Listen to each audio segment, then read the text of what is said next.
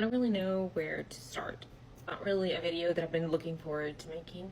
I'm gonna finally address my chronic illness, and I'm going to do this video without crying because that's not what we do here. About 20 years ago, I started noticing these phantom pains, meaning just I hurt all over, but there was no point of origin.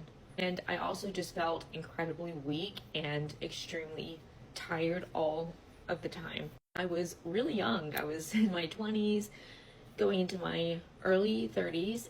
So during that age, you should still be really fun, full of life, and just wanting to go. For me, I was finding it harder and harder to keep up with my friends and to have a work-life balance, because after work I just wanted to go home and get in bed or lay on the couch. For years this was misdiagnosed as depression or just a woman being crazy, and surely it's something else.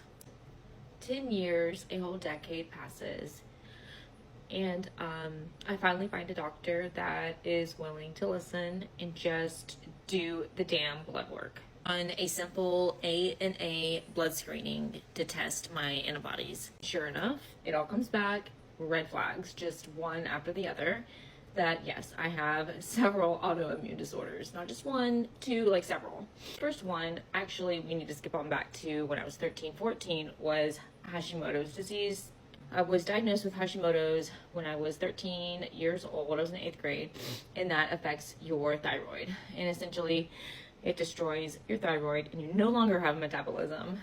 So I had to take Synthroid. So that was the first one. But I finally had the diagnosis of lupus SLE, which is exactly what my mom had as well.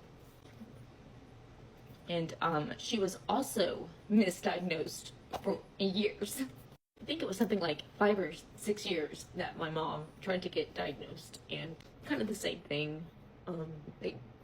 This was the late 90s, and so yeah, they just put her on a lot of antidepressants and mood stabilizers.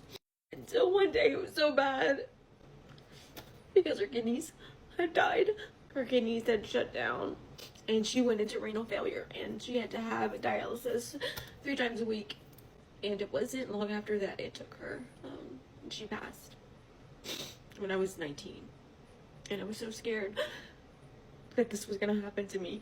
Well, fast forward to my lupus diagnosis. Call my dad, he's devastated. Call my sister, she's sad, but they all kind of knew, and so it wasn't like shock.